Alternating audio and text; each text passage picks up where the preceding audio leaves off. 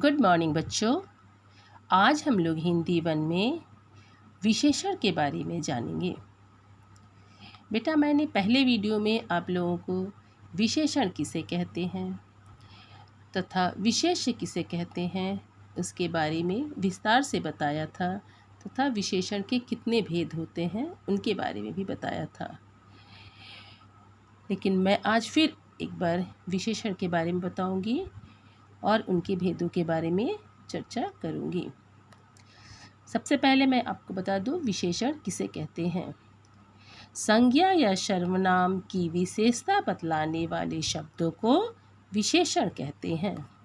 संज्ञा या सर्वनाम की विशेषता बतलाने वाले शब्दों को विशेषण कहते हैं। अब हम लोग जानेंगे विशेष्य किसे कहते हैं। विशेषण जिन शब्दों की विशेषता बताता है यानी कि उसे विशेष्य कहते हैं।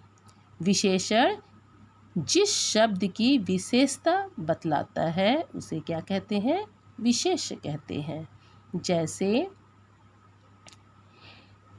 रंग बिरंगे फूल, तो फूल क्या हो गया, संज्ञा शब्द, और रंग बिरंगे क्या हो गया, विशेषण। यह फूल की विशेषता हुई। अब आगे जानेंगे कि विशेषण के कितने भेद होते हैं। विशेषण के 4 भेद होते हैं। गुणवाचक विशेषण, संख्यावाचक विशेषण, परिमाणवाचक विशेषण और चौथा है संकेतवाचक विशेषण। इसे सार्वनामिक विशेषण भी कहते हैं। तो विशेषण के पहला भेद है गुणवाचक विशेषण, जिसके बारे में मैंने पहले वीडियो में बताया था। आज एक बार फिर उसके बारे में बता देती हूँ। जिस विशेषण से संज्ञा या सर्वनाम के गुण, दोष, रंग या आकार आदि का बोध हो उसे गुणवाचक विशेषण कहते हैं। जिस विशेषण से संज्ञा या सर्वनाम के गुण, दोष, रंग या आकार आदि का बोध हो उसे गुणवाचक विशेषण कहते हैं। आइए यहाँ कुछ चित्र दिए हुए हैं, चित्र के माध्यम से गुणवाचक विशेषण के बारे में जानें। सेब मीठा है।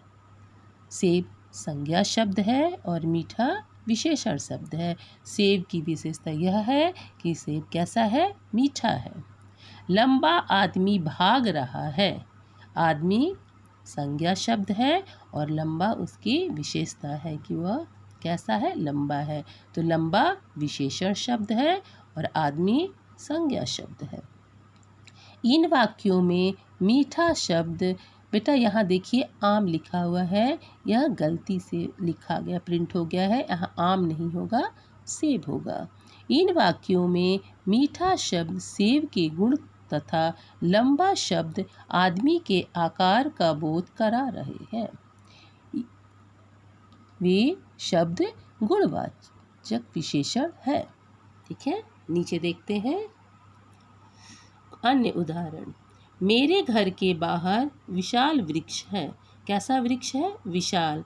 विशाल गुणवाचक विशेषण है।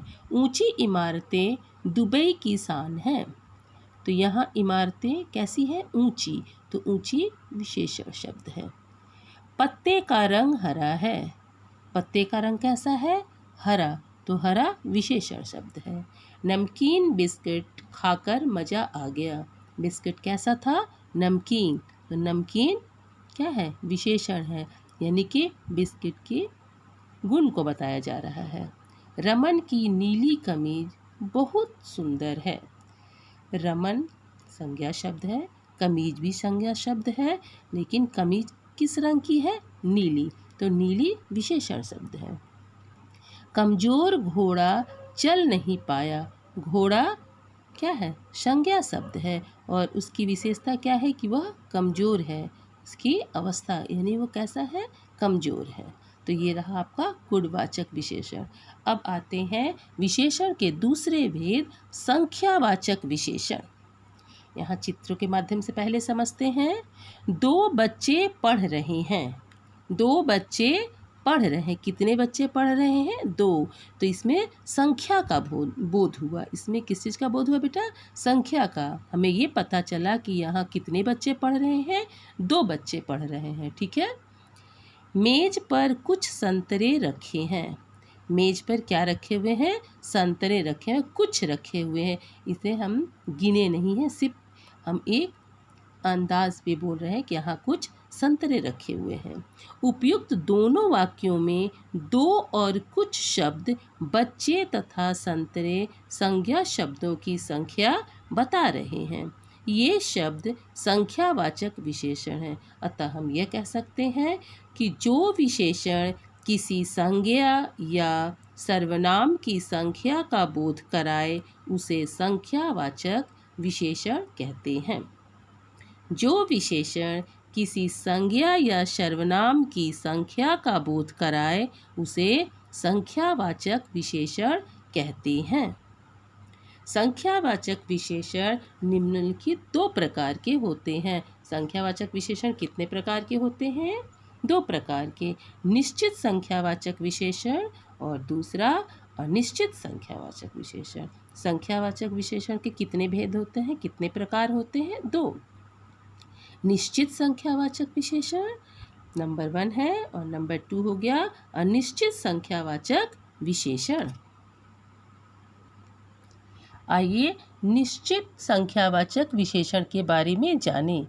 जिन विशेषण शब्दों से निश्चित संख्या का बोध होता है उन्हें निश्चित संख्यावाचक विशेषण कहते हैं। जैसे 5 घोड़े, पहला लड़का, 10 आम, 1 दर्जन पुस्तकें आदि।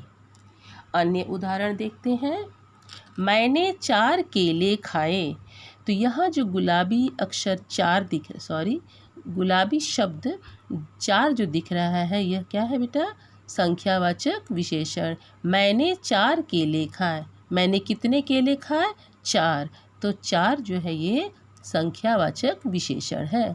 दिवाली पर 3 दिन का अवकाश है। अवकाश का मतलब होता है छुट्टी। दिवाली पर कितने दिनों की छुट्टी है? 3। तो ये 3 जो शब्द है ये संख्यावाचक विशेषण है। इधर देखिए, 5 गाड़ियाँ गैराज में खड़ी है।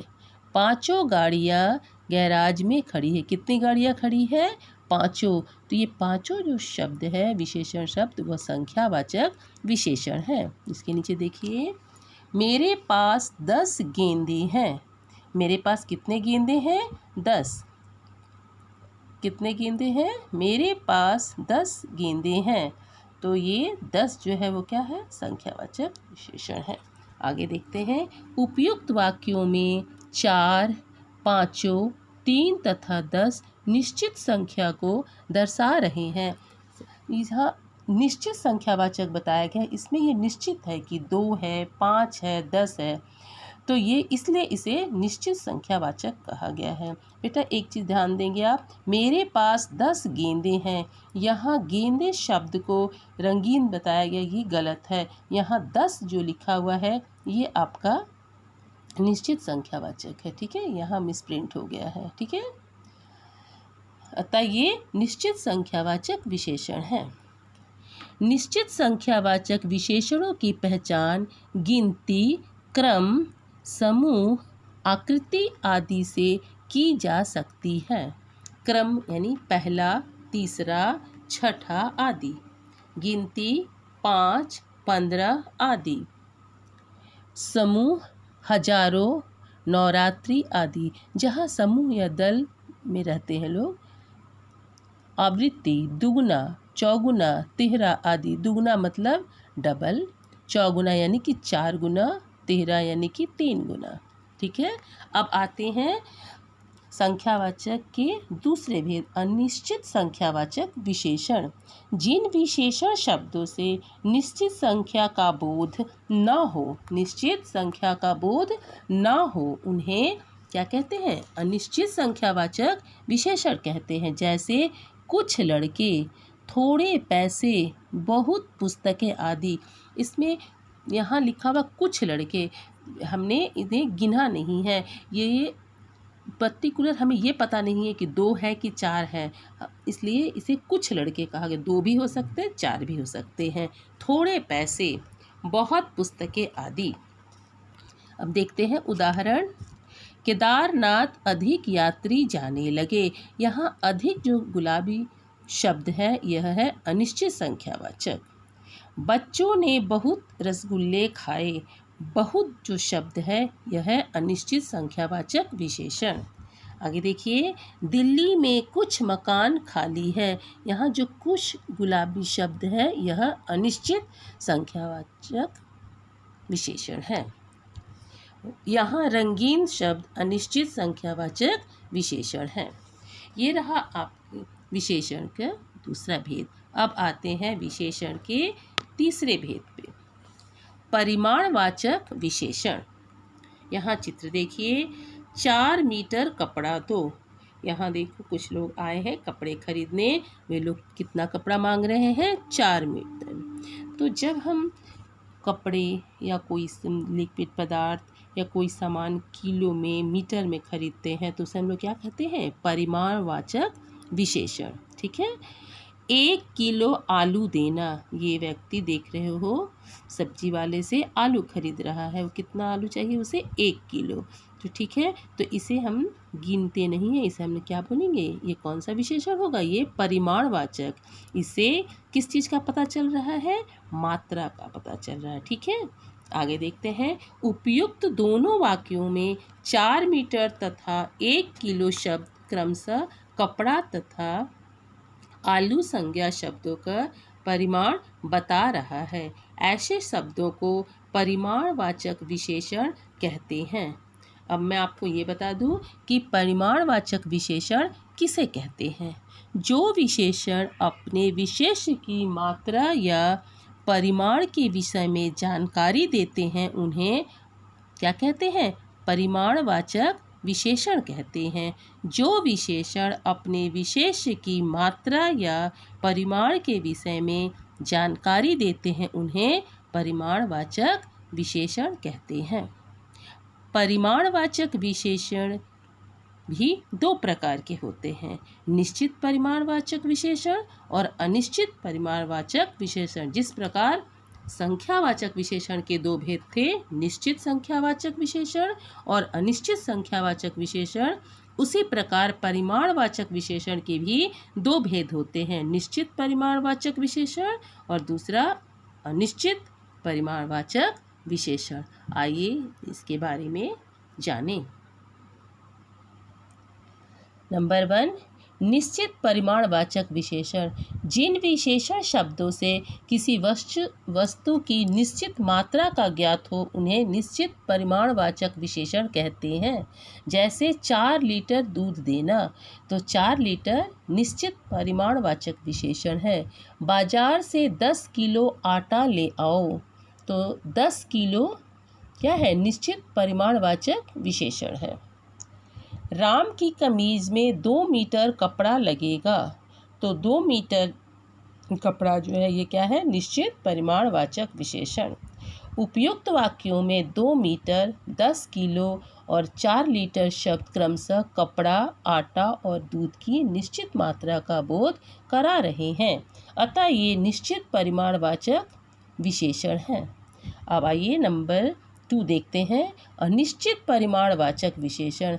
जिन विशेषण शब्दों से वस्तु की निश्चित मात्रा का ज्ञान हो उन्हें अनिश्चित परिमाणवाचक विशेषण कहते हैं। जैसे थोड़ा सा दूध लाओ, कितना दूध लाओ? थोड़ा सा, तो इसलिए यह अनिश्चित परिमाणवाचक विशेषण है। मेरे पास काफ़ी फल है, कितना फल है? काफ़ी। ये काफ़ी शब्द जो है वह अनिश्चित परिमाणवाचक विशेषण है। आगे देखते हैं नंबर 3, कुछ कपड़ा मुझे भी दे दो, तो कुछ शब्द है यह अनिश्चित परिमाणवाचक विशेषण है। उपयुक्त वाक्यों में थोड़ा सा, काफ़ी और कुछ शब्द क्रमशः दूध, फल और कपड़ा संज्ञा शब्दों की निश्चित मात्रा का बोध नहीं कराते हैं, अतः यह अनिश्चित परिमाणवाचक विशेषण है। अब आइए विशेषण के चौथे भेद के बारे में जानें, संकेतवाचक या सार्वनामिक विशेषण। यहाँ इस चित्र को देखते हैं। यह लड़का पढ़ रहा है। कौन पढ़ रहा है? यह लड़का पढ़ रहा है। लेकिन यहाँ बताया गया कि यह, यानी कि लड़का की तरफ संकेत किया है कि यह लड़का पढ़ रहा है। तो यह शब्द जो है यह संकेतवाचक विशेषण के लिए लाया गया है। वे लड़के खेल रहे हैं। लड़के खेल रहे हैं बहुत सारे, लेकिन इनके पहले क्या लगा शब्द? वे। तो ये क्या है? सर्वनामिक या संकेतवाचक विशेषण है। उपयुक्त दोनों वाक्यों में यह तथा वे शब्द क्रमशः लड़का और किसके लिए आया हुआ है?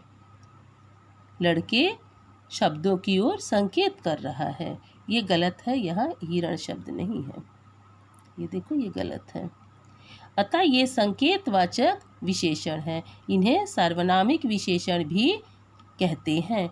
जो सर्वनाम शब्द संज्ञाओं से पहले आकर विशेषण का कार्य करते हैं उन्हें संकेतवाचक या सार्वनामिक विशेषण कहते हैं। बेटा, आप लोग ये बात ध्यान रखोगे कि विशेषण का जो चौथा भेद है संकेतवाचक या सार्वनामिक विशेषण, उसमें जो वाक्य लिखा रहता है तो संज्ञा शब्द के पहले जो सर्वनाम शब्द आता है वह होता है संकेतवाचक या सर्वनामिक विशेषण। संज्ञा के पहले जो सर्वनाम शब्द लगेगा उसे आप ये समझ जाओगे कि यह विशेषण का चौथा भेद है और वो संकेतवाचक या सर्वनामिक है, सर्वनामिक भेद है। ये बात हमेशा याद रखोगे। देखो, इस वाक्य में संज्ञा के पहले सर्वनाम शब्द है। यहाँ भी देखो, संज्ञा के पहले क्या है? सर्वनाम शब्द है। इस भेद की यही सबसे अच्छी पहचान है कि संज्ञा के पहले क्या लगा रहता है? सर्वनाम शब्द लगा रहता है। तो चलिए हम अब देखते हैं कि संकेतवाचक विशेषण किसे कहते हैं। जो सर्वनाम शब्द संज्ञाओं से पहले आकर विशेषण का कार्य करते हैं उन्हें संकेतवाचक या सर्वनामिक विशेषण कहते हैं। जैसे देखिए, यह बालक सुंदर है। देखिए, बालक संज्ञा शब्द है, इसके पहले यह सर्वनाम शब्द है। वह लड़की गाना गाएगी। लड़की संज्ञा शब्द है और उसके पहले सर्वनाम शब्द वह लगा हुआ है। उस जंगल में कस्तूरी मृग है। जंगल से पहले उस शब्द सर्वनाम का है। उपयुक्त वाक्यों में रंगीन पद सर्वनामिक विशेषण के हैं। तो मैं उम्मीद करती हूँ आप सबको समझ में आ गया होगा। आज तक के लिए इतना ही। अगले क्लास में फिर मिलते हैं। धन्यवाद।